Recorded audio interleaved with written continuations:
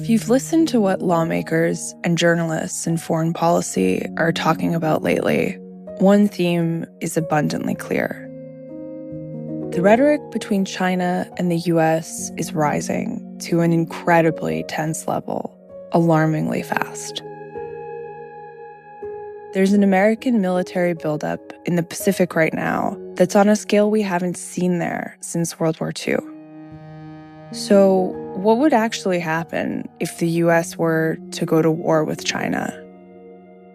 Researchers at one think tank, the Center for Strategic and International Studies, developed a war game. They looked at what might happen if China and the US went to war over Taiwan in 2026. They ran their scenario 24 times. And in every iteration they conducted, China's first attack on US soil was bombing Guam. Every single time. Guam. My name is Sarah Topol, and I'm a contributing writer for the New York Times Magazine. Guam is the biggest and southernmost island of the Northern Mariana Island chain in the Western Pacific Ocean. What's interesting about Guam is that it's an unincorporated U.S. territory, which means the island is a possession of the United States, but not an equal member of the Union. In a series of Supreme Court cases called the Insular Cases, the court decided that certain U.S. territories were, quote, inhabited by alien races, unquote. So the full Constitution didn't have to apply there. It also means that the 154,000 civilians who reside on Guam can't vote for president. They also don't have a senator, and they have just one non-voting member of the House. They get a small fraction of the federal funding that states do.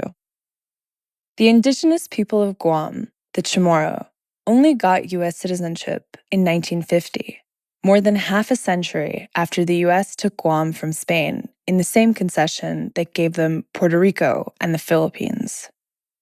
Today, the U.S. military owns almost a third of the island. It has one of the highest rates of veterans per capita in the country, though Guam ranks at the very bottom for the number of veteran services it offers. And any law passed by Guam's local government can be overruled by Congress. So Guam is an internationally recognized American colony. It's been on a UN list for decolonization since 1946.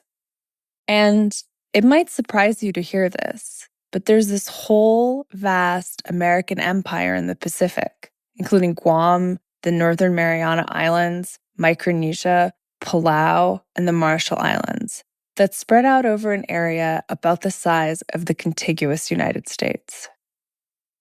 So for the Sunday read you're about to hear, I spent 6 weeks traveling around the Pacific, looking at the history and breadth of American empire in the region. The U.S. dominates many aspects of life there, but the islands were almost never mentioned in D.C. until the U.S. rivalry with China reminded the metropole of their existence. Now, these islands are the setting of a soft power tug of war between the U.S. and China, and this massive military buildup. I was interested in Guam in part because the people there have had the least say in their situation. Guam's been colonized for over 350 years. Since the U.S. took over from the Spanish in 1898, the island has always been used for military purposes. Now, it's the home of the first Marine Corps base camp built since 1952. Its people, primarily the indigenous population, never had a say in whether they were going to be the hub of this military buildup. And yet, when I landed there, I saw the presence of the U.S. military everywhere. Driving around Guam, it looked like strip mall America on military steroids. There were recruitment offices all over the place. Military fencing and defense installations that looked like giant golf balls were everywhere I turned. I met many people there, including a Marine veteran named Roy Gamboa.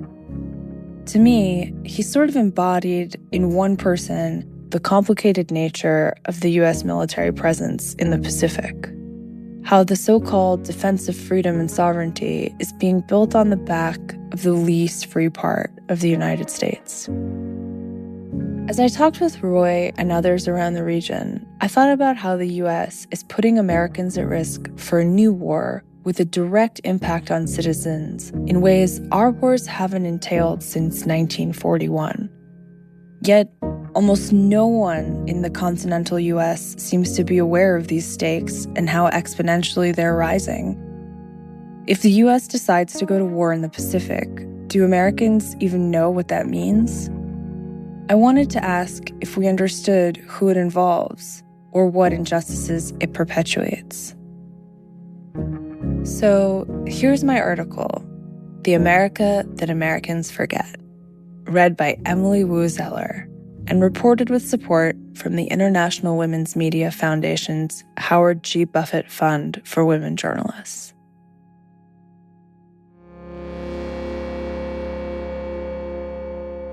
On the weekends, when Roy Gamboa was a little boy, his grandfather woke him before dawn. He would pour some coffee into a bowl of rice, and that would be the boy's breakfast. Roy knew better than to question anything. He sat quietly in his grandfather's truck as they rumbled down the big hill from their village, Agate, to Big Navy, as the U.S. Naval Base in Guam is known. They passed through the military gates, along a dirt road and onto the shore of a little cove, next to one of America's deepest harbors, where skipjacks flipped out of the aquamarine water. The boy noodled with seashells as his grandfather cast. When his grandfather caught a fish, he would unhook it and throw it on the ground, and Roy would snatch it up and quickly stuff it, still wriggling, in the bag. If the fish weren't biting at one spot, they packed up and moved to another. No one from the Navy ever stopped the old man and the young boy. Some mornings, his grandfather would take Roy back across the dirt road into the jungle to pick papayas, lemons, and coconuts. He would thrash a course into the thicket to collect firewood from the slender trees. Tangin in Chamorro, the language of the indigenous inhabitants of Guam, which Roy's grandmothers and grandfathers were. They would cut the logs into quarters to dry and stack them higher than Roy could even reach. Other mornings, the man and the boy went to the same spot to cut the grass, all the way from the cove's blue waters to the ruins of an old cemetery. "Why are we the only ones cutting the grass here?" Roy would ask. "Boy, this was our land before the war," his grandfather would reply, pointing to 40 acres running from the cemetery to the water to the jungle, over the road and back almost as far as their eyes could see. "We're taking care of it because we hope, one day, in the future, our land will be returned to us." Roy didn't really understand what his grandfather was talking about. It would take him years to realize it was related to Guam's status as an unincorporated territory, which means the island is a possession of the United States. It was just normal that no one residing on Guam could vote for president, that the U.S. territory had no senator, and only one non-voting member of the House. Roy's grandfather never spoke about how their island had been colonized for hundreds of years, first by the Spanish, beginning in 1668, and then the Americans in 1898, until they fled in 1941, returning 3 years later to liberate the Chamorro people from brutal Japanese occupation. Growing up, Roy was told that Uncle Sam had saved the Chamorro, and that in return, because their people did not have much, they gave up their sons and their daughters to military service, so others around the world could have their own freedom. You know the saying, if you can read and write, thank a teacher. If you can read and write in English, thank a veteran, Roy told me. Guam, with its strategic location, quickly became home to Andersen Air Force Base, where B-52 bombers deploy on a rotational basis, and Naval Base Guam was expanded. The Guam Tourism Board's slogan, "Where America's Day Begins," was everywhere. The Guam Chamber of Commerce proudly proclaimed the island America in Asia, while Guam's license plates read Guam, USA. But underneath that, they also said Tanu I Chamorro, the land of the Chamorro. This sense of dual identity, but also a kind of second-class status, was confusing in ways Roy couldn't even begin to express. So Roy and his family, like many around them, just didn't. It wasn't really in their culture to rock the boat or talk about some of the more unpleasant things. Roy wasn't taught that the Americans had banned the Chamorro language for decades, which is one reason Roy himself didn't speak it well, or that the Americans had been the ones to abandon the Chamorro to the Japanese in the first place, or that upon their return, the U.S. Navy annexed the entire island and then started carving out the best land for military use, displacing entire villages, including that of his paternal and maternal grandparents. Today, the military owns nearly a third of Guam's 217 square miles, which is roughly the size of Chicago. Since then, Guam has become a strategic node in America's designs in the Pacific. It is commonly referred to as the tip of the spear, a place from which the United States can project military might across Asia, an essential conduit to the first island chain of Japan, the Philippines, and Taiwan, and then on to China. As geopolitical tensions rise, Guam's importance to American military planners only increases, and so does the risk to those who live there. In every iteration of war games between the United States and China run by the Center for Strategic and International Studies, CSIS, Beijing's first strike on U.S. soil has been to bomb Guam. Yet the island is largely forgotten by most Americans. Guam plays a central role in homeland defense, though it rarely shows up on maps or in textbooks about the homeland.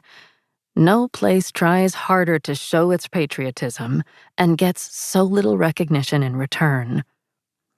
The island is missing from many NGO and U.S. government lists. For example, a USDA Economic Research Service poverty chart, while websites like those of Air France and the World Bank list Guam as a separate place entirely. The New York Times, like many other publications, did not include Guam or any American Pacific Island territory on the national COVID map. On Guam alone, there are currently 71 military construction projects valued at over $4 billion, and the Department of Defense has committed to more than $11 billion in construction there over the next 5 years, including a missile defense system comprising up to 20 individual sites, to achieve 360-degree defense of the island, expected to be operational by 2027. There are 3 military construction projects in Micronesia for $432 million, 7 in the Northern Marianas for $388.6 million, 3 projects at $180.4 million on Wake Island, and 1 in Palau for $121 million. These islands are the United States' closest allies or territories. They are also among the poorest, most disenfranchised parts of America. If the United States decides to go to war in the Pacific, would the rest of America really understand what that means, whom it involves, or what injustices it perpetuates? What does America in Asia really look like? Where does America's day actually begin? The Pacific Island region, sometimes called the Blue Continent, stretching from Australia and New Zealand to Kiribati and French Polynesia, has long been on the periphery of America's understanding of its empire. The United States has ruled, nuked, resettled, been attacked from, and fought wars on the smaller islands scattered across the Pacific over a span of more than 100 years. Yet Washington never issued a national security document for the region until September 2022, when the Biden administration released the first ever Pacific Partnership Strategy. The United States is a Pacific nation, the document stated, going on to explain that Washington has an interest in ensuring that growing geopolitical competition does not undermine the sovereignty and security of the Pacific Islands, of the United States, or of our allies and partners. The country's renewed attention came in response to China's growing regional assertiveness. A rising brinkmanship between the two powers now threatens all the islands caught between. Buildup begets buildup. The difference between deterrence and escalation is a matter of perspective. China has created islands in the South China Sea with the explicit purpose of building military bases on them. The Defense Department says Beijing has roughly 300 DF-26 intermediate-range ballistic missiles capable of striking Guam. In 2020, China's Air Force released a slick video showing a pilot in a nuclear-capable H-6 bomber launching a cruise missile strike against an airfield that looked exactly like Andersen. In March 2021, America's top military officer in the Indo-Pacific region told a Senate hearing that he believed China could invade Taiwan in the next 6 years. "I hope I am wrong," General Mike Minahan, commander of Air Mobility Command, wrote in a memo leaked in January 2023. "My gut tells me we will fight in 2025. China's warplane incursions into Taiwan's air defense zone nearly doubled last year.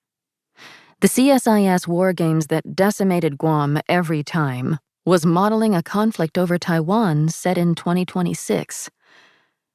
American policymakers seem equally enthusiastic to beat the drums of war. China appears to be the only bipartisan word on the Hill these days. The Pentagon's budget for the Pacific Deterrence Initiative is up 40% this year. The National Security Council is stacked with China hawks talking about economic decoupling, and the State Department has set up a China House to track what Beijing is doing around the world. The spy balloon incident earlier this year showed just how quickly brinkmanship can get out of control.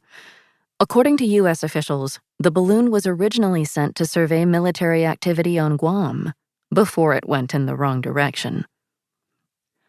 China is not the only perceived threat in the region.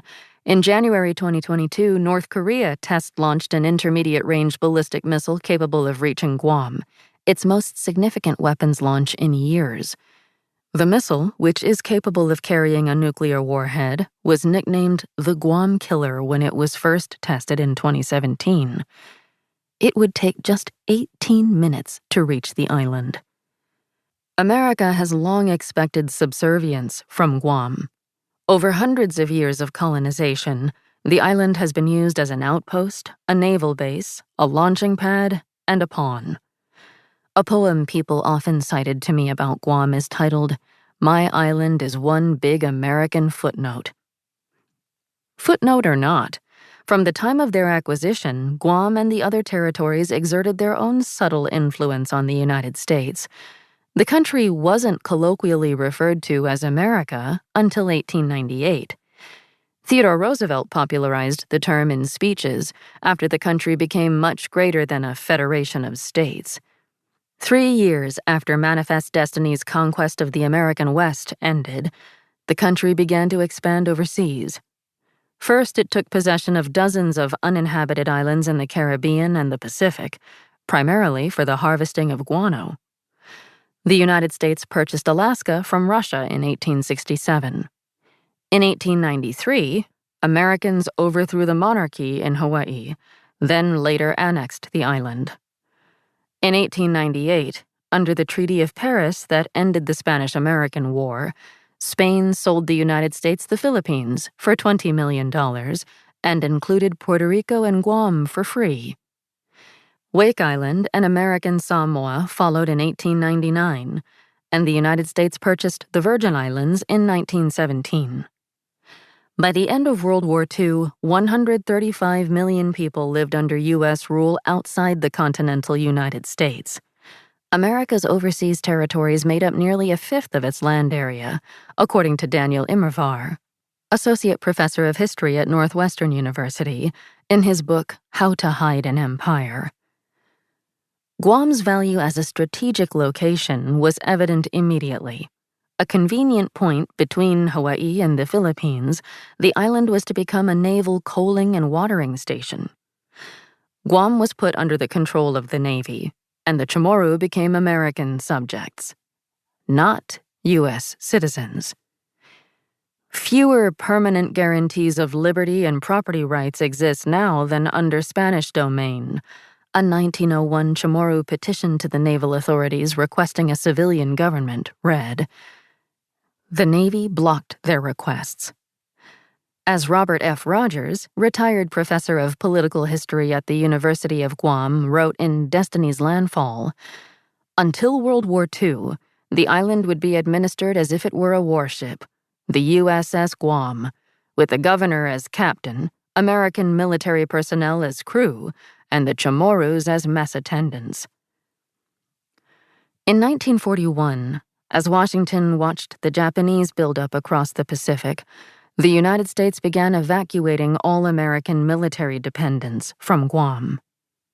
In an earlier military assessment in the run-up to the war, the Navy graded Guam as Category F, unworthy of protecting and fortifying. All that remained to face the Japanese was a small Navy detachment and the Chamorro Insular Force Guard, who had a few basic training rifles. Many of them went home to protect their own families and land. After 2 days of bombing, on December 10th, the U.S. military-appointed governor surrendered. The Japanese rounded up Chamorro leaders with ties to the United States. Insular Force Guard members were taken as prisoners of war, and Chamorro women were raped. The entire population of Sumai Village, where Roy Gamboa's family lived, was displaced. In 1944, with the American recapture of Guam clearly on the horizon, the Japanese launched a campaign of rapes and mass killings. Though some Chamorro tried to fight the Japanese, the overwhelming narrative holds that American soldiers were the saviors of Guam. Every year on July 21st, the island shuts down for the Liberation Day Parade, a grand military procession down Marine Corps Drive to mark the anniversary of Uncle Sam's return. One of those things that comes about from a long colonial experience is this idea that things change because somebody brings it to you. You are not the agent of change. Michael Lujan Bevacqua, historian and curator of the Guam Museum, told me, when you're thinking about remembering the war, do you put a brave American soldier? Or do you put a shirtless Chamorro man coming out of a concentration camp? Which one fits? At the time, Chamorros couldn't see themselves in that role. Upon America's return at the end of World War II, the island reverted to naval control. Chamorro were denied U.S. citizenship, and land dispossession was rampant. Sumai was developed into Naval Base Guam. Nearly 11,000 Chamorro, half the population at that time, lost their property. A class action lawsuit filed in 1983 ended with a settlement of $39.5 million, a sum many still believe was too low. Traditional farmers, like Roy's grandfather, now found themselves in the daily labor economy for the first time. He went to work at the Navy ship repair facility, painting and reconstructing boats. Those fortunate enough to find employment still faced discrimination. In the Navy itself, locals were only allowed to work as waiters or mess hall attendants. Pay rates for Americans were almost twice that of natives. At the time Guam's status complicated the military's land taking, it is illegal to seize land that's not within the United States by eminent domain. And so, in 1950, Congress passed the Organic Act, which established Guam as a territory, granted citizenship to inhabitants who traced their ancestry to the 1898 Treaty of Paris, and provided for an appointed governor, an elected legislature, and a judicial branch. Puerto Ricans, colonized in the same Spanish concession as Guam, were granted American citizenship in 1917. Guam remained under federal control. The Navy approved who could or couldn't arrive on the island. It was only in 1968 that Guam was permitted to elect its own governor. The federal government's expansive power over Guam exists because of a series of Supreme Court rulings called the Insular Cases that began in 1901, 5 years after the court allowed separate but equal segregation. The U.S. Congress already had plenary power over all American territories under Article 4, Section 3, Clause 2 of the Constitution, referred to as the Territorial Clause. In the Insular Cases, the court reasoned that certain U.S. territories were inhabited by alien races, so the full Constitution did not have to apply there, and they were not assumed to be on a path to statehood. As a result, any legislation passed by Guam's local government can be overruled by Congress in perpetuity. The island is governed by consultation, not consent. In 1946, 8 United Nations member countries, including the United States, created a list of their territories whose people have not yet attained a full measure of self-government, in accordance with the UN Charter's principle of self-determination. Guam is among the 17 that remain there today. Delegates from the Guam Decolonization Commission regularly travel to New York to appear before the United Nations Special Committee on Decolonization to bring attention to the failure of the self-determination process. Testimony is given by the Guam delegation, the U.S. government delegation, and an independent expert, and results in a draft resolution. Every time the Guam delegation requests the United States allow a UN fact-finding mission to assess the colony's trajectory toward self-determination, the request is denied.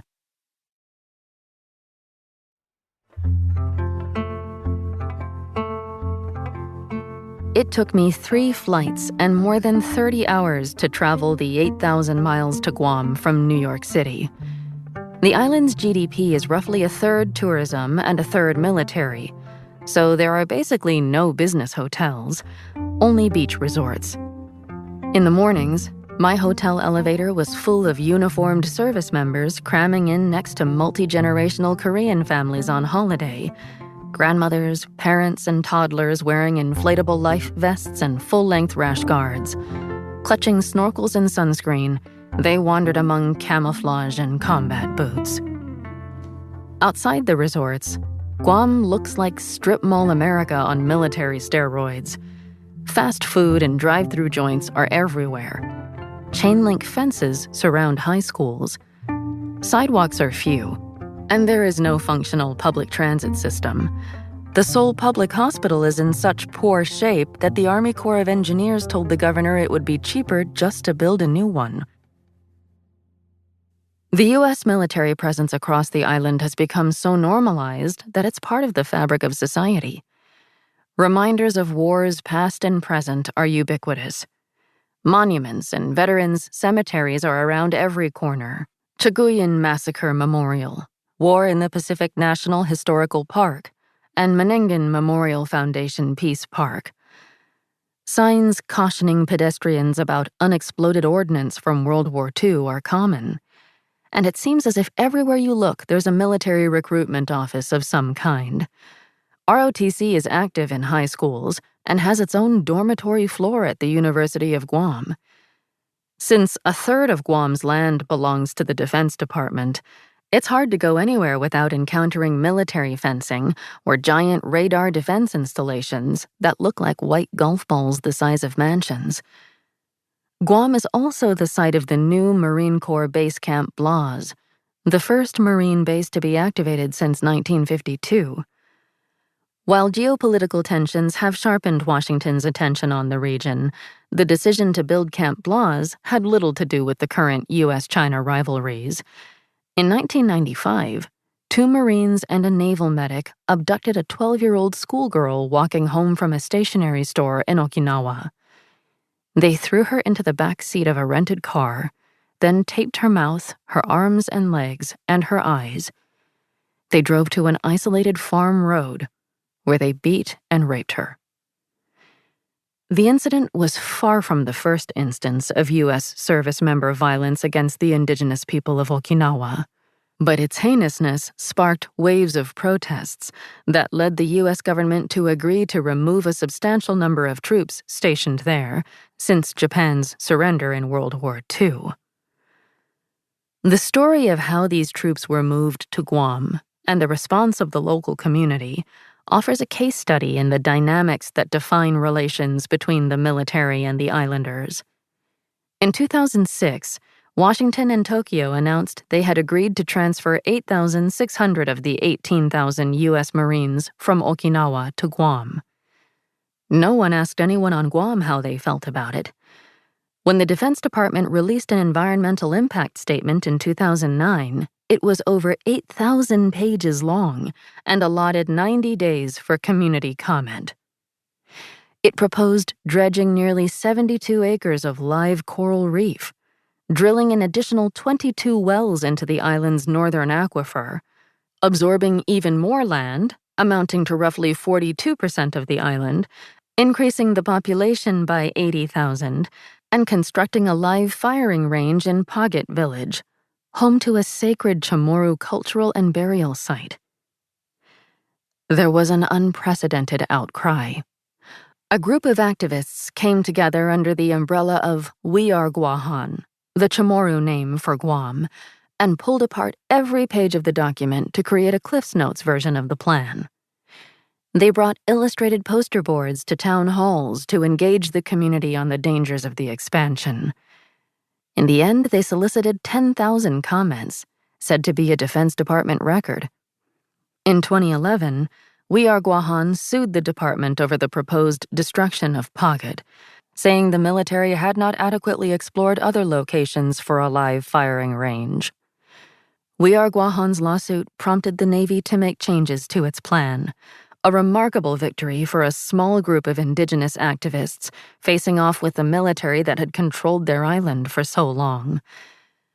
The following year, the department proposed reducing the number of Marines coming to Guam and moving the training range to Latexin, on a cliff above the site of an ancient Chamorro village, as well as the habitat of the sole remaining endangered Hazan Lagu tree, technically within the military's existing footprint.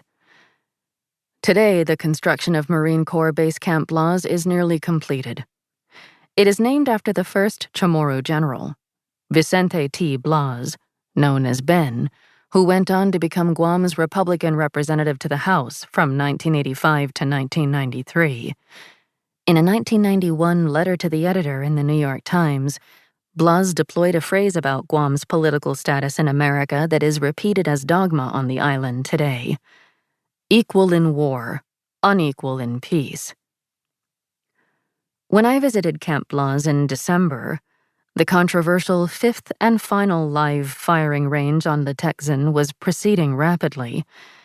The base would bring 5,000 Marines, a third of whom would be coming with their families, with the rest on staggered 6-month rotations. The missile defense system would bring in at least another 1,000 service members. Currently, military personnel and their families number around 22,000, while the civilian population is 154,000. 41% of whom identify as Chamorro.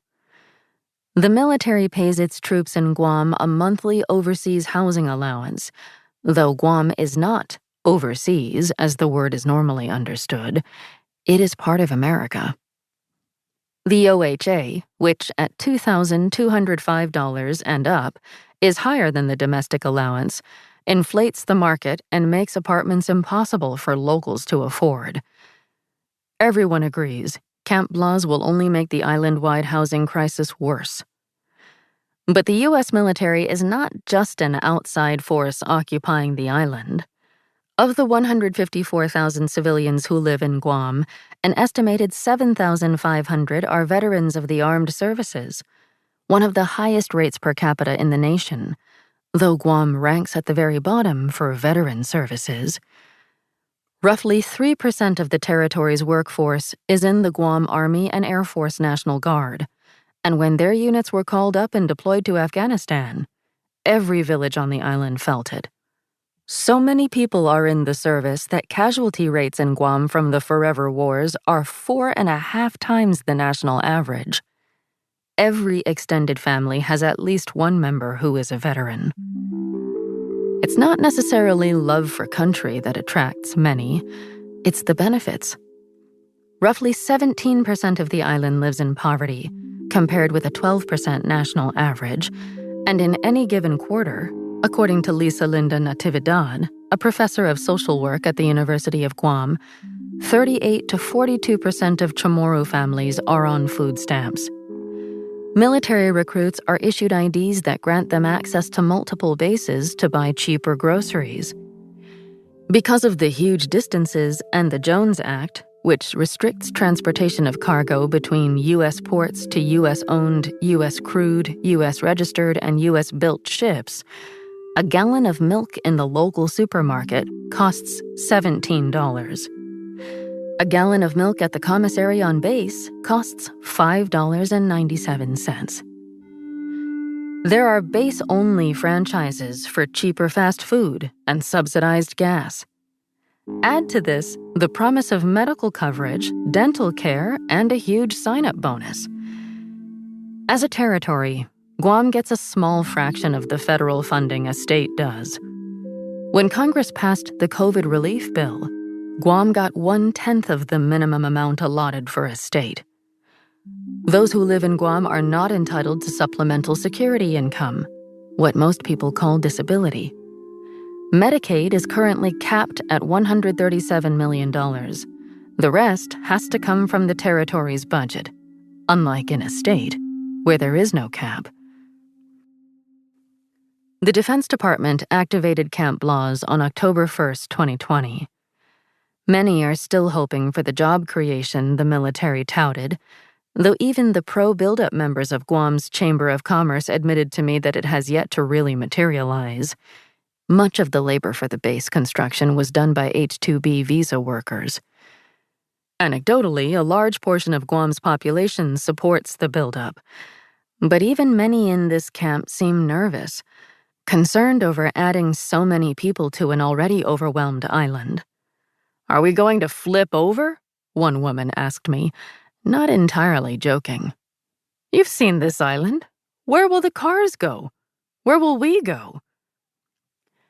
Civil-military relations are already low. Everywhere I went during my time on the island was totally segregated. From dinner at California Pizza Kitchen to a U.S. Fish and Wildlife-sponsored tent by the beach inviting kids to weave and paint plants. Military are supposed to receive a cultural training session when they arrive, but multiple service members I spoke to didn't remember taking one. The ones who didn't seem to have been given much of a primer on Guam's history, status, or Chamorro culture. When I asked about places where locals and the military mingled, people thought about it a while and directed me to strip clubs and church. Like many on the island, Roy grew up and joined the military. With special permission from his parents, he enlisted in the Guam Army National Guard Reserves at 17. "I was just a dumb kid," he told me. "I wanted to get out of my mother's house." When he arrived at basic training in Fort Leonard Wood, Missouri in 1994, his fellow recruits asked him questions he wasn't expecting. "Where the hell is Guam? Is that like near Guatemala?" "Yeah, in the dictionary," he would reply. "Damn, bro, you speak really good English." "Thanks, I learned it 2 months ago." "Do you all live in huts?" Other Pacific Islanders would share stories about the ignorant things they heard and how they replied, telling their peers that they were chiefs or princes back home, and that their people rode them from Guam to Hawaii in order to catch the flight to basic training. Pacific Islanders and those from other U.S. territories stuck together. They had to develop a sense of humor about these things, but other daily indignities grated. It wasn't just the inability to vote for the commander-in-chief they served, but how the military-designated voting rep walked around handing out absentee ballots, shouting, "All right, New York, here's your absentee ballot. New Jersey, here you go. Guam? No. Puerto Rico? No. Virgin Islands? Nope." After September 11th, Roy watched the coverage endlessly. He was angry. He was patriotic. Or perhaps he just wanted to put his training to use. Maybe it was bravado and machismo, but I wanted to see what war was like, he told me. I wanted to fight and defend my country. I felt personally ticked off that someone had attacked the United States. Roy watched as the Guam Army National Guard's units remained stationary. I kept asking the National Guard unit, "Are we going to deploy? Is this unit going to deploy?" When Roy couldn't get a straight answer, he decided to join the Marines. He was sure they would see combat. When he got to Marine Corps Base Camp Lejeune in North Carolina, he was 27, older than most of his drill instructors. At Camp Lejeune, Roy met a soldier named Michael Franquez, and the two quickly became friends. Michael carried a Guam flag with him during his deployments to Iraq, tucked inside his flak jacket as a talisman. When Roy's turn came to deploy to Fallujah, Michael gave him the flag. "Keep it folded. Keep it inside your flak vest. It'll keep you safe," Michael told him. Michael had written his own name and deployment dates on it. When he got to Iraq, Roy tucked the flag into his vest and carried it everywhere. It was there when his Humvee crashed into a HESCO barrier. Roy smashed his face, and then his whole body followed, right into the front windshield. He suffered a concussion. At the base hospital, they saw that his spinal cord was swollen and called for a medevac, but the base was under attack, and no helicopters could fly in or out. When Roy finally came to, the doctors told him they had not been sure he was going to make it, that it was a miracle he survived. The flag made it through unscathed. The doctors told Roy that if he had an MRI, he could be medically discharged. But they needed every body, so Roy decided he would push through and see out his deployment. When Roy finally came back to Camp Lejeune, he signed the flag and gave it back to Michael. After Michael did another tour, he gave it back to Roy, who took it with him when he deployed to Ramadi in central Iraq in 2007 as a sergeant in supply and logistics in the infantry. Roy's unit traveled from outpost to outpost. From his arrival until the time they secured the city, 12 members of his unit were killed.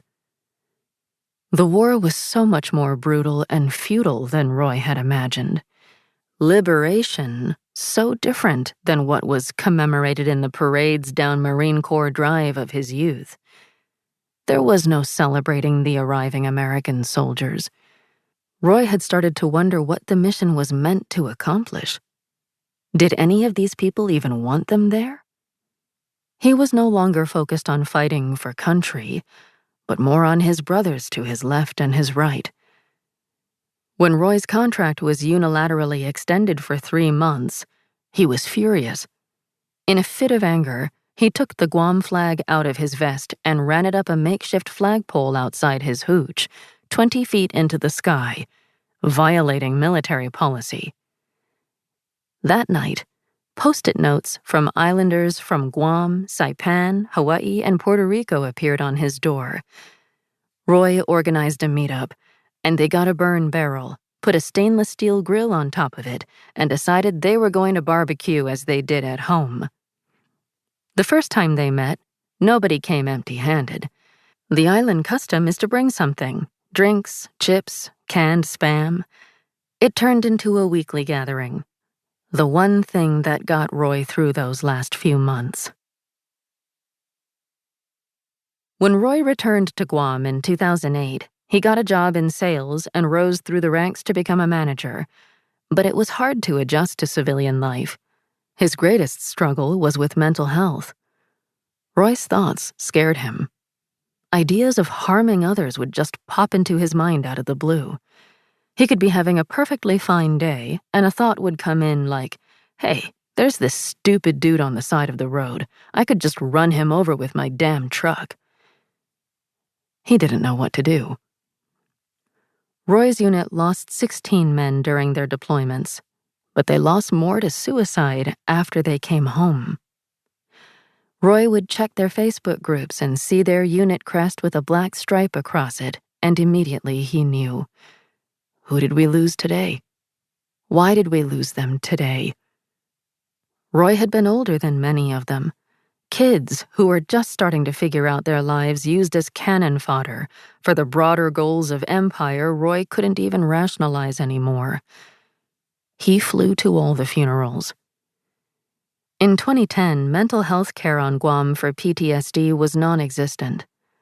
The closest Veterans Affairs Medical Center was in Hawaii, 4,000 miles away. So getting set up for services and receiving specialized care was a nightmare. It took a few months for Roy even to get a referral for treatment.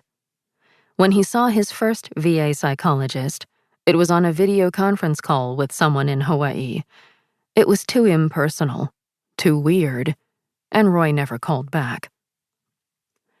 The disproportionate lack of VA services in the territories is well documented. In 2020, the Center for a New American Security found that while the average state offered 36 distinct benefits to veterans and military families, and the highest offered 60, Guam offered 14. Together, the territories averaged 11 benefits. Veterans in the U.S. territories are a largely forgotten and unsupported population, despite high rates of service that outpace many U.S. states, the report's authors wrote.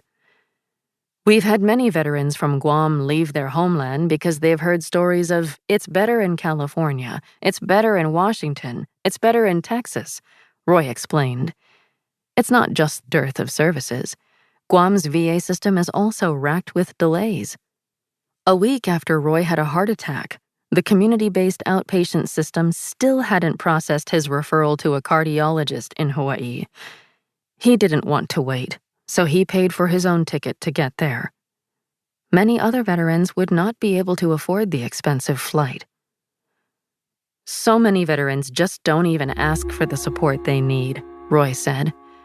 They don't want to admit to being what they see as weak, and when they do, it's so hard to get services, they often just give up. He knew because he had been the same way. After several attempts at mental health support, he decided he didn't want to have anything to do with the VA setup. But he was dealing with a lot. Stress, anxiety, PTSD, some battles on the home front. He felt isolated. A friend of his suggested he talk to John Conception. John had served in the Guam Army National Guard and had completed a deployment to Afghanistan. They had some similar experiences, and once they began talking, they just understood. They started trying to keep tabs on each other. How are you doing, man? It's been a rough week. Okay, I'll come up. Hang out. As time went on, John started to call Roy about other people. Hey man, do you think you want to help me out? He would ask. This person called and told me that he's on the verge of pulling the trigger. The two men would drive out together, without really knowing the right thing to say or do. But it kept happening. So many veterans were in need of care. John and Roy would just visit with them, the ones who were telling them, I'm ready to hang myself, or I've got a pistol in my hand, or I'm sitting on my roof ready to jump. They kept in touch. When the island emerged from lockdown in January 2021, John, Roy, and another veteran organized their first in-person group meeting. They called it the Battle Buddy Talk, and 25 veterans gathered. They decided to officially establish the group as an NGO, which they named Got Your 671. 671 is Guam's area code. John became president, and Roy became vice president. The protests against camp laws had resurfaced long-standing divisions in the community, where families are large and everyone knows everyone or is somehow related.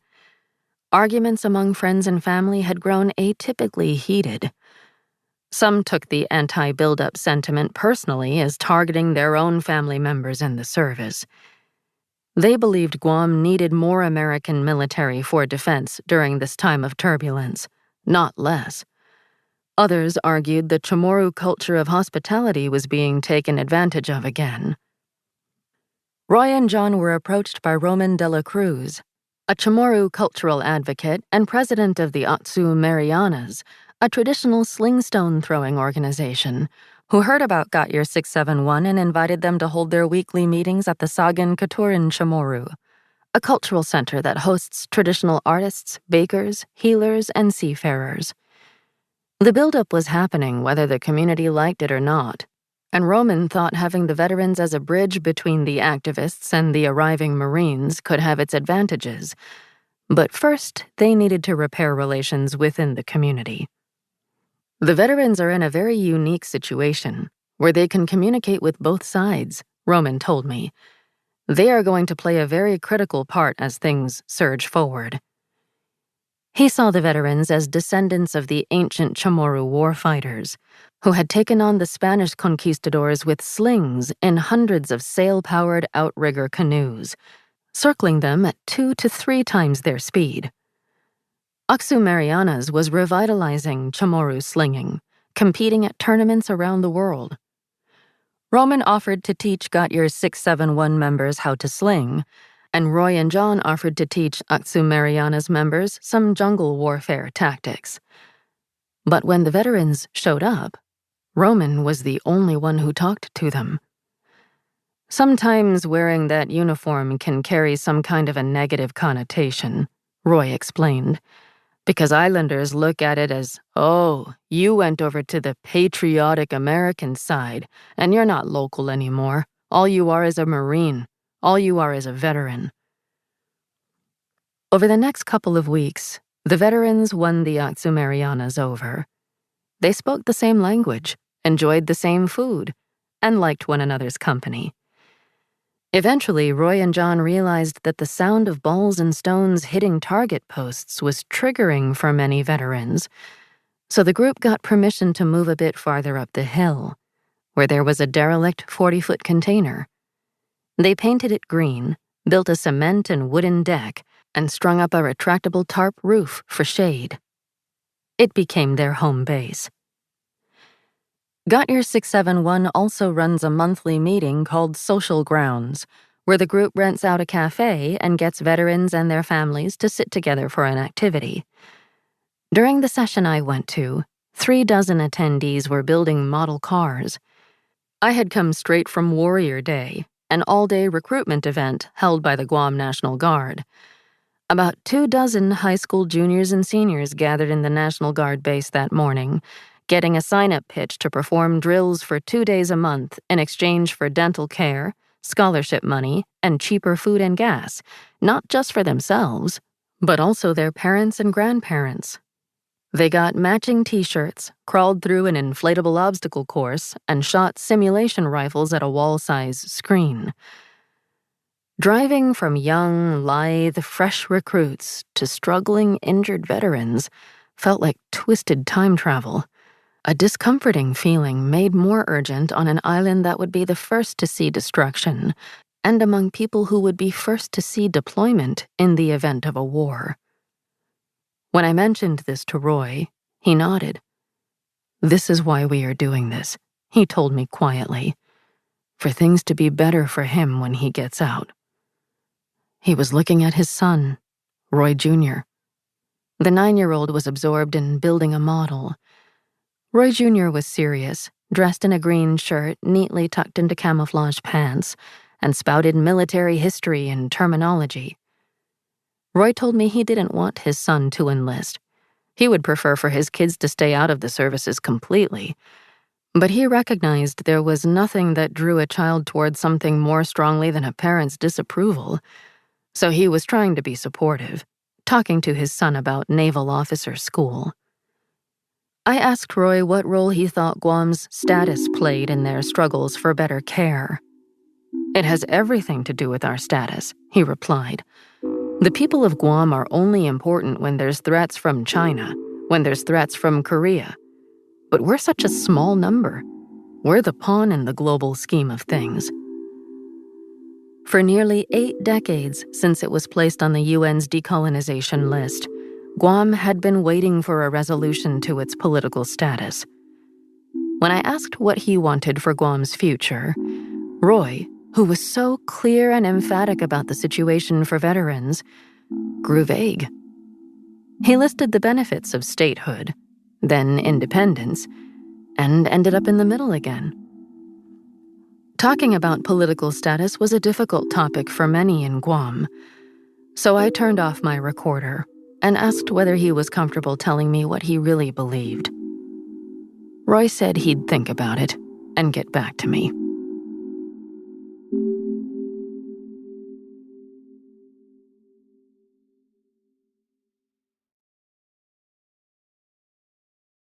Across the Pacific, the U.S. military has adopted the Agile Combat Employment Doctrine, a way to move forces around to confuse an enemy and avoid concentrating forces in one place. Guam would be the catapult, as Esther Sablon, an executive director at Anderson, put it when I visited, a place from which, in the event of war, Allied forces would spring toward China through other islands like stepping stones. What we don't want to do is have to build bases all over the place, Rear Admiral Benjamin Nicholson, commander of Joint Region Marianas at the time, told me. Because we have a main hub here in Guam, if we need to flow forces to another area because that's where the threat is, then we can quickly flow there. If we've already set everything up, that gives us the ability to be very agile. And so, it would be from the Northern Mariana Islands, a 14-island archipelago north of Guam, and other U.S.-affiliated states across the Pacific, that the theoretical war with China would be waged.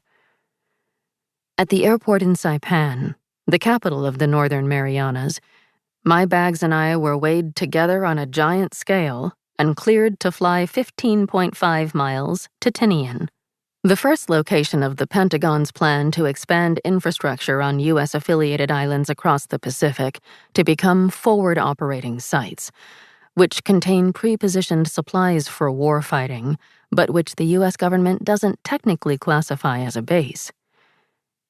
In the cockpit of a Star Marianas Air Piper PA-32-300 Cherokee 6, the controls looked straight out of an old arcade game, and it was so hot the pilot left my passenger door open as we taxied to the runway. We rose slowly, the propellers spinning as the ocean water churned below. The tiny plane banked right and then left, straight into a cloud, with no visibility inside the gray. Emerging from the mist, we could see Northfield, the site of several runways on the north of Tinian built during World War II, from which 2 American planes took off to bomb Hiroshima and Nagasaki in 1945. From behind me, over the din of the propeller, Deborah Fleming, a community historian and my host on Tinian, beckoned me to look left. In the middle of jungle, tractors and bright red earth emerged violently from Tinian's emerald green. The construction of the Divert Airfield, a facility being built as a place to divert planes in the case of an attack on Anderson Airfield, its existence a testament to expectations around Guam's vulnerability, was well underway. The present-day Northern Marianas were conquered first by the Spanish, who sold them to the Germans, who lost them to the Japanese. On December 7, 1941, just hours after bombing Pearl Harbor, Japanese planes taking off from Saipan bombed Guam. Because the Northern Marianas and Guam are over the international dateline, the date was December 8th there. When Guam capitulated 2 days later, the Japanese administered the island with the help of Chamorro translators from Saipan and a neighboring island called Rota. As a result, a rift opened within the indigenous group that continues to cleave them today. Though they are the same people, Chamorro on Guam and Chamorro in the Northern Mariana Islands spell the same word differently. In Guam, it's spelled capital C, capital H, lowercase amoru. And in the Commonwealth, it's spelled capital C, lowercase h, amorro. After Allied victory, Japan's entire Pacific Island empire was placed into a trust of roughly 100 inhabited islands spread out over an area the size of the contiguous United States to be administered by Washington, which was charged to promote the development of the inhabitants of the trust territory towards self-government or independence. This included the present-day Northern Marianas, Micronesia, the Marshall Islands, and Palau. Saipan eventually became the headquarters of the trust, which was administered first by the Navy and then the Department of the Interior, and which arbitrarily divided the islands into 6 districts, with each one voting to decide its fate. The Commonwealth's founding fathers, as the group of legislators are known, wrote the Covenant, a governing document that outlined the archipelago's right to control its internal matters while granting the U.S. federal government sovereignty over the Northern Marianas' foreign affairs and defense. The Covenant specified which articles of the U.S. Constitution applied, and fundamental changes to the document can be made only by mutual consent between the Northern Marianas and Congress. The Northern Marianas have the right to call for direct negotiations with the federal government on specific issues. This arrangement was made possible by the insular cases. In 1975, 75% of Northern Marianas residents voted to adopt the document. They also voted repeatedly to integrate with Guam, but Guam rejected the proposal. Northern Marianas residents are now U.S. citizens without federal voting rights. They serve in the U.S. Armed Forces, but do not have their own VA office. As part of the negotiations, the U.S. government leased 2/3 of the land on Tinian for 50 years to build a military base, saying that it would provide a boost to the economy and also promising to build a school and provide medical services. Residents are still waiting. Today, the 40-square-mile island, home to 2,000 people, has no hospital or dentist, 1 gas station, 1 semi-functional ATM, and a few small grocery stores. The main employer is the mayor's office. In a 2010 census, 44% of the households on Tinian fell below the poverty line. When the American military took Tinian from the Japanese during World War II, they laid out roads in the same manner as Manhattan, with Broadway, Wall Street, 86th, 42nd, and so on. That morning, Fleming took me to Northfield, where American service members built the largest airport in the world at the time, from which planes took off every 3 minutes during the last year of the war. We drove up Broadway to the 2 bombing pits that were used to load nuclear weapons into planes, now encased in glass like a mausoleum of the grotesque. Atomic bomb pit number 1 loaded the 5-ton uranium bomb, Little Boy, that killed over 100,000 people in one morning explosion. Atomic bomb pit number 2 contained the plutonium bomb, Fat Man, that instantly killed 40,000 people in Nagasaki. Standing at the glass, the duality of past destruction, overlaid with the prospect of the future decimation that would require use of the divert airfield, felt like vertigo.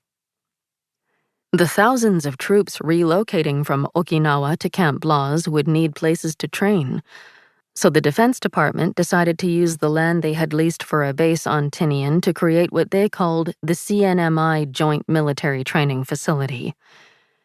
The 2015 blueprint included ripping out a reef to practice amphibious landings, high-hazard impact training, shooting and bombing, ship-to-shore launches using howitzers, and live bombing a smaller island just north of Tinian, called Pagan Island. There would be no permanently stationed troops, no base, just destruction. The department's plans were so outrageous that there was a huge backlash. Guam gets 10,000 troops and the promise of a military economy that comes with it, and Tinian gets bullets and bombs? Tinian is generally very accepting of military training, but that was the time everyone came out and said, hell no. said Kimberlyn King-Hines, the Commonwealth Ports Authority chairwoman and local counsel for the community groups that sued the U.S. military over the plan. Deborah Fleming was the spokeswoman for one of the groups. They lost, so they pressured local leadership to take up the issue. The governor and the mayor got involved. Negotiations over the scope of the training grounds continue. There's just a lot of people who think they can come to these islands and just get away with saying whatever and doing whatever, King-Hines told me. She described an encounter at the Tinian mayor's office with 20 military personnel, including a lawyer from the Pentagon, with whom she ended up in a bitter argument. I just cursed them out. I don't give a who you think you are. I don't know what rights you think you have here. You know what they did? They sent the FBI to investigate whether I was a potential domestic terrorist. So there's an FBI agent who's going around the community asking everyone, do I have propensity for violence? The Navy and FBI did not respond to requests for comment. Still, the conversations I had about the military buildup in the Northern Marianas felt different from those I had in Guam. In the Northern Marianas, people were demanding their rights. They expected to be heard. The difference between Guam and us, we chose to be in political union with the United States, and so when we enter into the agreement, we willingly leased 2/3 of Tinian for these purposes, King-Hines told me. Whereas Guam, they became a part of the American family as a spoil of war. Yet, in practice, the Northern Marianas has lost every important court case when it comes to gray areas in the Covenant's separation of powers. They lost control over immigration after a series of scandals over sweatshops, clothing companies that came in to make Made in USA labeled clothes but paid workers pennies. In 2005, they lost their claim to 200 nautical miles off their coast. The United States has since transferred 3 miles back. They also lost the right to submerged properties, all lands below the high water line. People I spoke to there were surprised by the ruling, because in the view of the indigenous people in the region, land and water make up the same continuous territory, so it hadn't even occurred to them it would be a cause for negotiation. The biggest legal loss was perhaps over the protection of indigenous land rights. Currently, all land that is not privately held belongs to the native inhabitants of the Northern Mariana Islands, an arrangement made possible by the insular cases.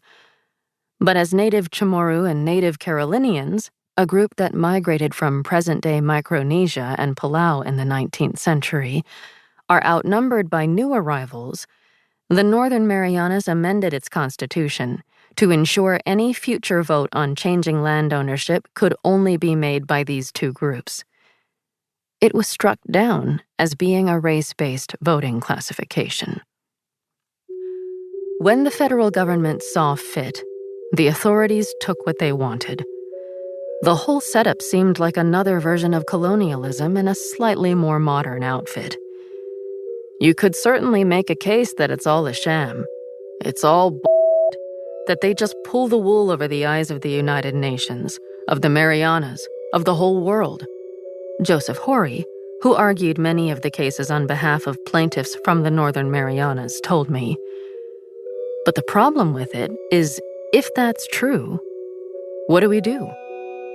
It's a never-ending battle to make the covenant protections real and to govern themselves, rather than be governed by Congress, be governed by the states, be governed by the military, be governed by someone far, far away who thinks they know what's best, or what's right, or what's enlightened. Hundreds of miles to the east and west of Guam, 1,000 islands and atolls make up Palau, the Marshall Islands, and Micronesia. They're 200,000 citizens caught in a vortex of geopolitical competition between the United States and China. The three countries elect their own governments, craft their own foreign policy, and have votes in the United Nations, but they are deeply intertwined with the United States, and integral to the maintenance of American security and overseas empire. The U.S. military has at least 3 construction projects breaking ground in Micronesia, worth $432 million in total. In Palau, the Defense Department is building a high-frequency radar system and expanding a port and an airport, projects worth at least $121 million. The United States already operates a missile defense base in the Marshall Islands. The unique political relationship of these 3 countries to the United States is called free association. Each country granted the United States the prerogative to operate military bases from their territories and to deny use of their land, air, and sea to any country that is seen as a threat to American national security. In exchange, the United States agreed to provide each country with security guarantees and the right for its citizens to reside and work in the U.S. without a visa, in perpetuity. This part of the Compact of Free Association, COFA agreements, is immutable, subject to termination only by mutual agreement. As a result, citizens of the Marshall Islands, Micronesia, and Palau serve in the U.S. Armed Forces, though their access to VA benefits is even more difficult than from Guam or the Northern Marianas. But as the United States takes renewed interest in the region, the realities of the poverty there, and America's direct culpability in it, are inescapable. Both the Marshall Islands and Micronesia are poor, aid-dependent economies. They rank in the bottom third of all the countries on the UN's Human Development Index. Palau, held up by many I met in the Pacific to be the success case of the region, ranks significantly higher on all counts. Corruption is rampant. Transparency International polling found that 61% of people in Micronesia using a public service have paid a bribe. 58% have been offered money in exchange for their vote. It was not supposed to be this way. These countries were in the same U.S.-administered Pacific Trust territory as the Northern Marianas. After nearly 4 decades of American stewardship, all 3 voted for the status of freely associated states, a term that created a political arrangement that did not previously exist. The compacts signed by each newly established country included a round of economic assistance, initially set to expire in 2003, that was extended for another 20 years. The second, and supposedly final round, created trust funds intended to be built up through joint contributions that would provide future government revenue. For years, the countries cautioned they needed a third round of funding, but successive U.S. administrations brushed them off. That changed abruptly in 2019, when Beijing announced something that it had never done before. It gave a $2 million contribution to the Micronesian Compact Trust Fund. 3 weeks later, Mike Pompeo, the Secretary of State at the time, announced Washington was ready to negotiate. The response was so incredibly obvious. Giff Johnson, editor of the Marshall Islands Journal, told me in Majuro, the country's capital. The Chinese play a long game. They're very deliberate. And you can see the progression from the 80s and 90s, the diplomacy. Whereas the Americans are, every 4 years, around the cycle of the presidential election, checking to see what's going on. If nothing's going on, the Pacific is just considered to be an American place and that everything's under control. But now, suddenly, it's not. And so that's elevated the interest level. Beijing's outreach since the 1990s has been anchored in economics. By 2019, the PRC had established itself as the second largest lender to the Pacific Island states. The previous year, China surpassed Australia to become their largest trading partner. It is also the largest destination for regional exports, like minerals, fish, and timber.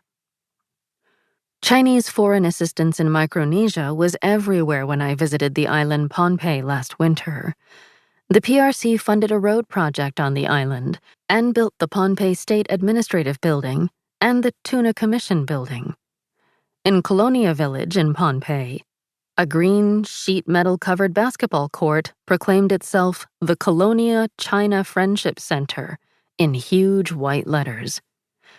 Around the corner, I saw a sign for the Micronesia China Friendship Association, but every time I walked by it, the door was locked. When I asked a group of students doing a bake sale next to the basketball court, they said they had never seen anyone there. The Marshall Islands and Palau receive aid from Taiwan. They are among the 13 countries, including the Vatican, that have diplomatic relations with Taipei. Micronesia has diplomatic relations with the PRC. The skirmishing for influence has reached almost comical proportions. In Micronesia, both the United States and China jockeyed to put their names on big projects, but neither seemed particularly interested in funding ongoing maintenance. As a result, large construction projects that presumably sounded great on paper often sat damaged or empty. The PRC-built government building had holes in the ceiling where I could see the rafters and loose wires dangling out. I heard a story from Stephen Finnan, former Rotary president in Pohnpei, about U.S. Navy Seabees putting a new roof on the public library. They took off half the old roof before they went to the hardware store and learned it would take 6 weeks to ship the replacement sheets. So the library had no roof, Finnan told me. New schools were built with similar ignorance of daily realities in the region, with, for instance, air conditioning hookups instead of traditional slatted window louvers. It's like somebody said, "This is a hot place. You're going to use air conditioning all the time," Finnan explained. But the education department can't afford to pay for the AC. Competition with China is the lens that we look at the region through, but that's not the lens that a lot of Pacific Islanders want to solely look at their own engagement with the U.S. through, said Michael Walsh, a researcher at Georgetown University who served as the chair of the Asian and Pacific Security Affairs Subcommittee of the Biden campaign during the 2020 presidential election. They understand what our motivation is in increasing engagement with the region, and they're willing to instrumentalize that. But the problem with all of this is it's not responding to the needs of the people. It hasn't over decades. The Biden administration's September 2022 Pacific Partnership Strategy promised to appoint the first U.S. envoy to the Pacific Island Forum, a regional bloc, increase economic support, and help combat climate change, a crucial area of concern given the delicate ecology and rising sea levels affecting the region. A frenzy of diplomatic overtures preceded the announcement. In February, Secretary of State Antony Blinken visited Fiji, the first such visit in 3 decades. In April, the Solomon Islands signed a security agreement with Beijing, and Washington expressed concerns that China would open a base there. In July, Vice President Kamala Harris gave a virtual address at the PIF, in which she announced plans to open new embassies, return the Peace Corps, and increase funding to the Forum Fisheries Agency. Finally, in September, President Biden hosted the leaders of Pacific Island countries for a first-ever White House summit. In May 2023, Biden canceled what would have been a much-anticipated historic first U.S. presidential visit to the region to deal with the debt ceiling crisis, but invited the PIF countries back for a second White House summit later in the year. Blinken went to Papua New Guinea in Biden's place and witnessed the signing of the third round of COFA funding with Palau. Micronesia signed the next day. As the United States asserts itself more and more as a Pacific nation, as the Pacific Island National Security Strategy proclaimed, it raises the question of what exactly America is trying to achieve. It's really important to step back as we start to use this term, Pacific Homeland, and ask what's the intent of using it, Walsh says. What are we trying to communicate, and what are we trying to assert? The U.S. government often misrefers to the freely associated states as part of the American homeland. Are these mistakes? Or is there intent behind it? From the bay, the Marshall Islands' capital atoll, Majuro, shimmers low off the water. The patches of palm trees, a few tall buildings, and a slim bridge rise above the placid aqua blue, as if balanced on nothing at all. The atoll is 10 feet above sea level, and so narrow that from the 5th floor of one of the few multi-floor buildings, I could see the ocean from both sides. More than 650 miles east of Micronesia, the Marshall Islands, 29 atolls and 5 islands running in 2 almost parallel chains halfway between Hawaii and Australia, presents a different kind of challenge to America's renewed effort for hearts and minds. In the Marshall Islands, negotiations over the 3rd compact funding round continue because of disagreement over the legacy of U.S. nuclear testing and responsibilities related to it. During the trusteeship period, the United States conducted so much nuclear testing over the atolls of Bikini and Eniwetok that it was akin to 1.6 Hiroshima explosions every day for a dozen years. The Castle Bravo test was so big it could be seen from Okinawa. The ash settled on nearby populated atolls. The U.S. government later took the opportunity to study those that it resettled. They are more like us than the mice, an official with the Atomic Energy Commission explained. Later, the United States took the radioactive waste from nuclear testing in the area, reportedly added 130 tons of soil from an irradiated Nevada nuclear testing site, and buried it in a giant dome on Eniwetok. The dome is currently at risk of collapsing from rising sea levels. When the Marshallese government appealed for help to seal it, Washington refused. The Marshall Islands is also home to one of the world's largest lagoons, Kwajalein Atoll, which is itself a cautionary tale of participating in America's military ambitions. The Ronald Reagan Ballistic Missile Defense Test Site was formalized during the negotiations in the original compact, when the U.S. military leased the land from traditional landowners. Kwajalein now supports U.S. missile and missile defense testing, space launches, and space surveillance. When the U.S. military wants to test whether a missile can fly from California to China or North Korea, they shoot it at Kwajalein. The entire island is a military zone, home to roughly 1,300 American military service members, contractors, and scientists, and their families. As a result of the base construction, Marshallese residents of Kwajalein were moved to a nearby island, Ibai. Rounds of missile testing and live fire training by U.S. troops caused the relocation of additional nearby atolls. More and more people were crammed onto Ibai, which is now among the most densely populated places on Earth. 15,000 people, half of whom are children, live on 80 acres, less than 1/10 the size of Central Park, with 20 to 30 family members sharing a single house. Chui Lin, a Taiwanese Marshallese journalist who has spent time on Ibai, told me of how, early into his visit there, he wondered why he saw so many teenagers walking around in the middle of the night. Lin thought they were just out having fun. But I realized that's not the issue. It's that they take turns to sleep. Roughly 1,000 Marshallese work on Kwajalein. Every morning, they crowd onto a barge that takes them there and then back in the evening. On the base, Marshallese laborers do menial work. They complain of poor treatment by on-base security as they come on and off, subjected to dehumanizing searches and questioning about themselves and their personal items. David Paul, a senator representing Kwajalein, told me how a guard once asked to inspect his water bottle, eyeing him with suspicion for smuggling he didn't even know what, alcohol, explosive substances, onto the base. They think that we're in Kabul or Baghdad or any other very challenging region of the world. But we're in the Marshall Islands, Paul said. We're being treated like we're the enemy, rather than friends and close partners.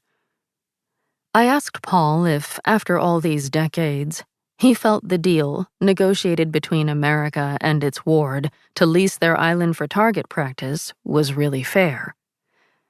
Can it improve? He said. Of course. What is really the true value of them using the Marshall Islands for missile testing programs to advance national security, for the United States to remain the monolithic superpower, compared to what the locals are getting in exchange for their land? One afternoon in Saipan, I went out on a traditional Chamorro canoe, an outrigger with a sail, a hull for the navigators, and a plank over the crossbeams for the passengers, steered by one navigator and 2 voyagers from 500 Sails, an NGO that is reviving maritime traditions of the Mariana Islands. The ocean was clear and quiet, the waves barely discernible in the silence. Someone spotted a sea turtle. From afar, we could see the Imperial Pacific Hotel and Casino jutting out of the trees. The Imperial is by far the biggest structure on Saipan. The white marble rimmed with gold ornaments looks as if it fell from another dimension next to the downtown district's squat cement buildings. Golden dolphins dance atop fountains at the entrance, while eggs the size of cars stand under gilded suspended dragons in the hall below. Part of a 2014 $7 billion development by a Chinese-owned company, at its peak, the operation was somehow turning over more per-table bets than any casino in Las Vegas or Macau. In 2020, federal prosecutors opened charges against the company for employing undocumented workers, illegal money transfers, and criminal conspiracy. The company owes at least $100 million in taxes and regulatory fees. Today, the casino stands empty. Its future murky. Residents told me they don't think the government has enough money to deconstruct it safely.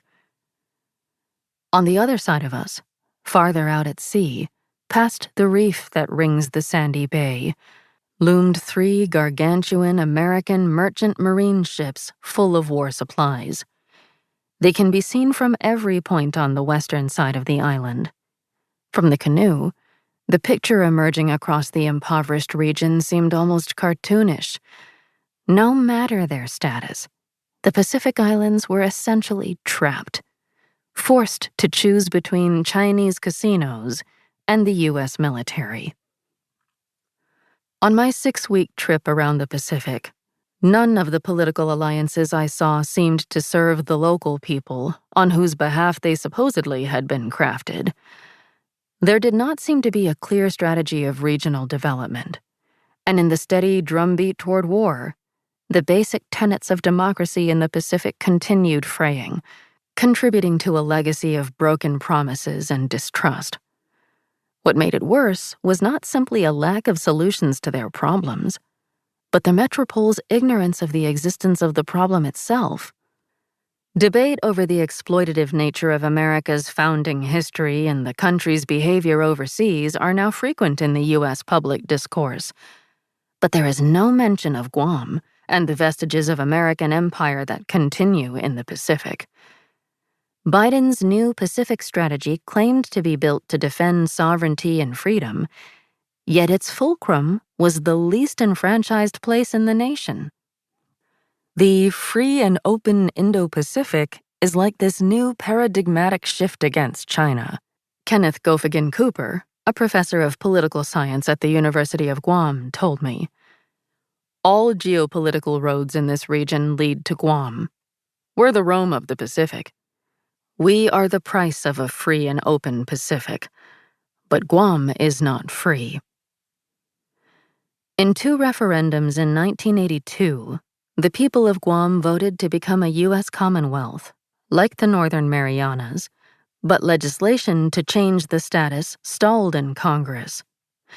In 1997, the Guam legislature passed a law that established the Guam Commission on Decolonization and called for another plebiscite. The choices were statehood, independence, or free association.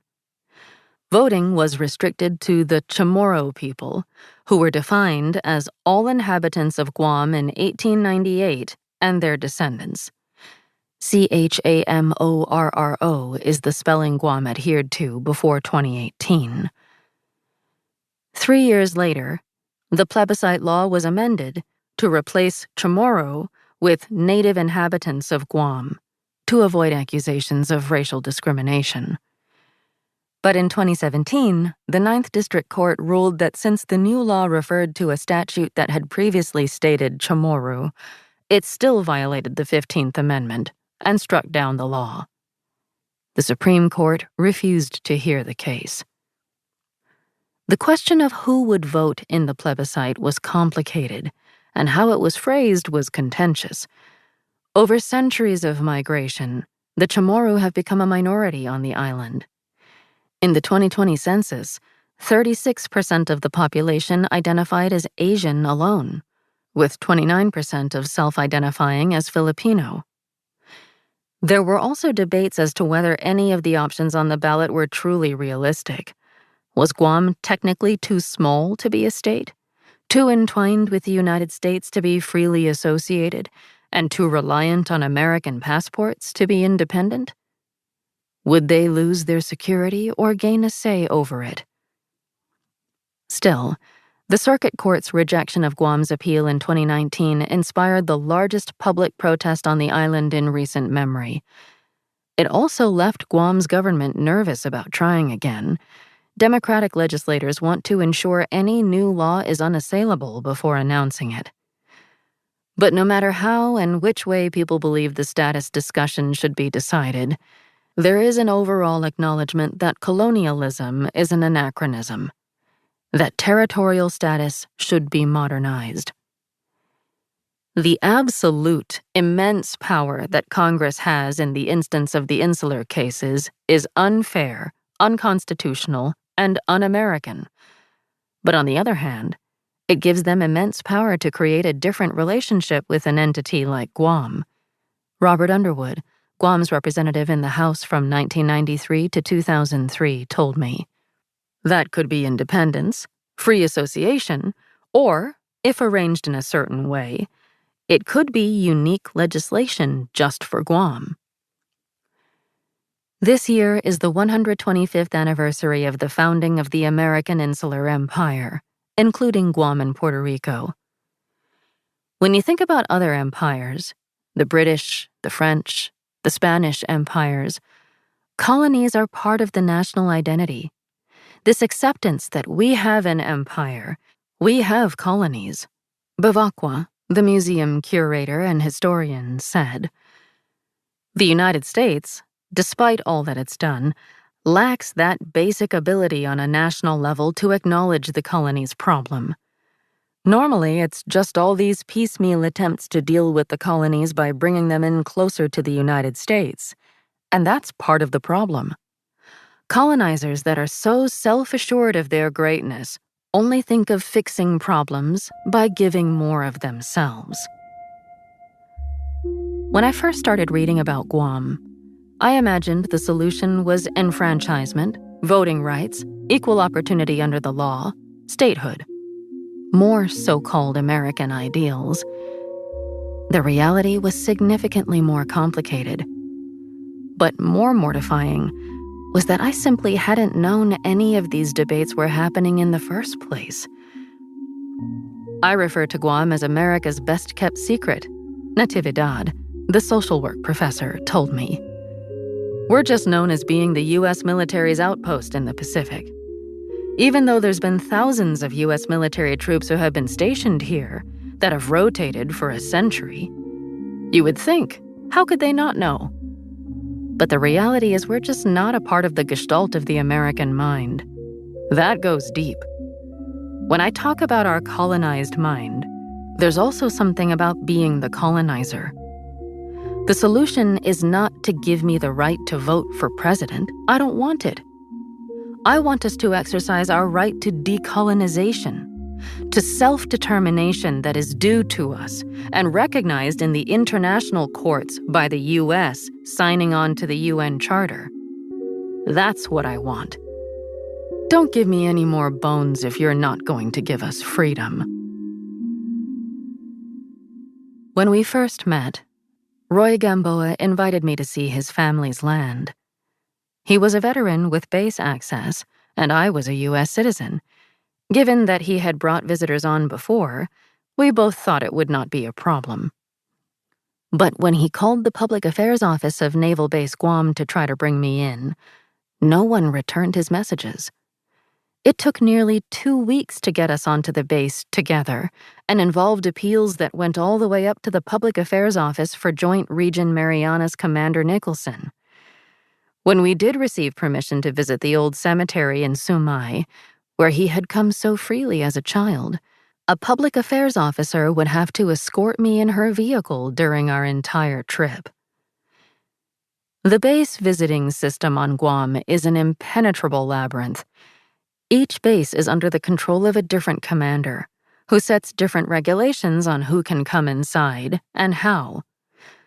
During my time on the island, I visited all of the large bases run by different branches or subservices: Andersen Air Force Base, Naval Base Guam, and Marine Corps Base Camp Laws. I also saw the THAAD missile defense battery operated and controlled by the Army. But to make matters more confusing, I was escorted there by a public affairs officer from the Air Force.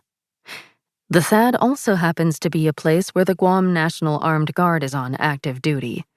If you're confused about who is in charge of what, so are they. Levin T. Camacho, Guam's outgoing Attorney General, took me through Andersen Air Force Base to visit his family's land. There are about a dozen family plots inside Andersen, so, somewhat confusingly, Chamorro families could still visit their tracts, but because they were inside the base and therefore not connected to power or sewage, they could not live on them. As we stood in line in the equatorial sun to get into the small visitor building, we chatted with an older veteran with a cane waiting with his wife. They had to renew her visitor pass every 3 days, anytime they wanted to get gas, go to the grocery store, or eat at the reduced-price chains. After an hour in the heat, we were the second-to-last visitors let into the checkpoint before they closed for the day at 2 p.m. The 20 people who had been standing and sweating behind us had to come back again tomorrow. Inside, a harried young airman muttered frantically, reminding herself of the steps she had to complete to process everyone in line. I wrote my social security number on a plastic card for a background check and left my fingerprint in some kind of electronic system. After over an hour and a half of waiting, we were allowed to get into Camacho's car and go to his family's land. Naval Base Guam was significantly easier to get onto, paradoxically because unescorted visitors were not allowed at all. The PAO drove me through the armed checkpoint without any problems. We pulled up to a small, neat cemetery, all that remains of the largest historic Chamorro village pre-contact, where we waited for Roy to arrive. There was an eeriness to it, being on a large geopolitical target that resembled a tropical paradise in the middle of the Pacific, a sense of foreboding that was both ever-present and yet somehow totally absent. Many people I spoke to, including Roy, had friends who relocated to the continental United States just because of the danger of a North Korean or Chinese nuclear missile strike. I'm not ashamed to say I think of it once in a while, Roy had told me. Okay, if a nuke hit, there really is nothing anybody can do. Guam is about 30 miles long. If you don't get hit in the blast, there's the fallout. When we were finally able to sit down together to talk about status, Roy told me he had thought a lot about it and elaborated that he believed the plebiscite should happen. And as all the Chamorro I spoke to told me, only those with Chamorro lineage should vote. We have a huge target on our back, he told me, and that's because of who we affiliate ourselves with, who's in charge of our land and being the largest gas station, largest supply line in the Pacific. I asked, "Do you know how you would vote?" "Independence," he said. I'm comfortable saying independence because at least we have a voice, and we have the right to sit at the table to negotiate what our future as a people will be," he explained. "Status quo can't be an option. Leaving it as it is means we still leave the control in somebody else's hands."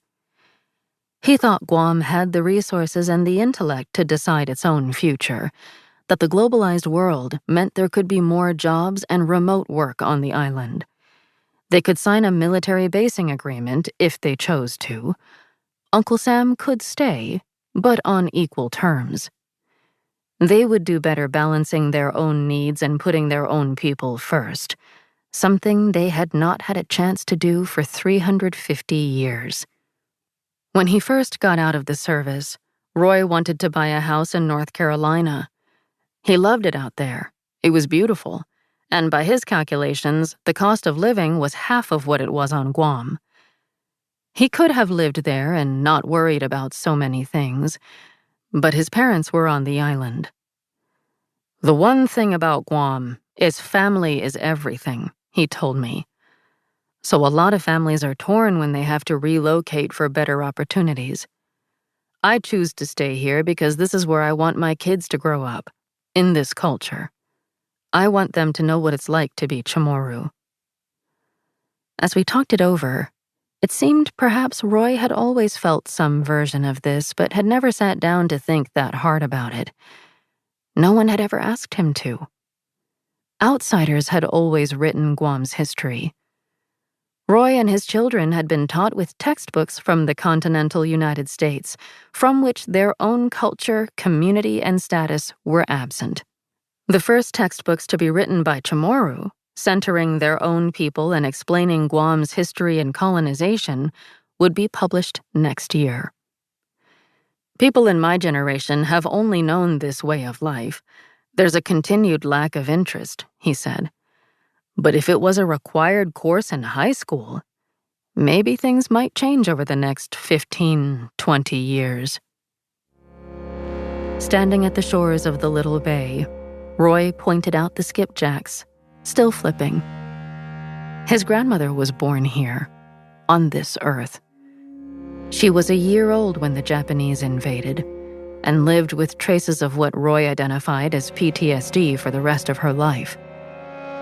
His grandfather held on to their land for as long as he could. But as they got older, the Naval Base simply became more established. Contractors were hired to do sporadic landscaping. The man and the boy still came every weekend to cut the grass, and sometimes his grandfather would try to plant seedlings, but eventually contractors would mow them down.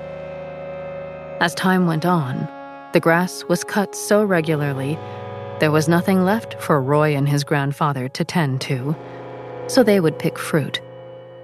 Other times they would come just to visit with the land. And then, over time, my grandfather just stopped coming on. I guess as he got older, he started to figure, we're probably never going to get the land back. Roy hasn't told Roy Jr. about their land. Something about having that conversation with his son was too hard. It was disheartening for me to go through all of that stuff. I didn't want to pass that down to him, knowing that the situation that Guam is in, Roy explained. While my grandfather was hopeful, I've learned to deal with it. I've taken him to different places on the base to go look at the monuments, but never mentioned to him the land that we used to own. It's giving him false hope.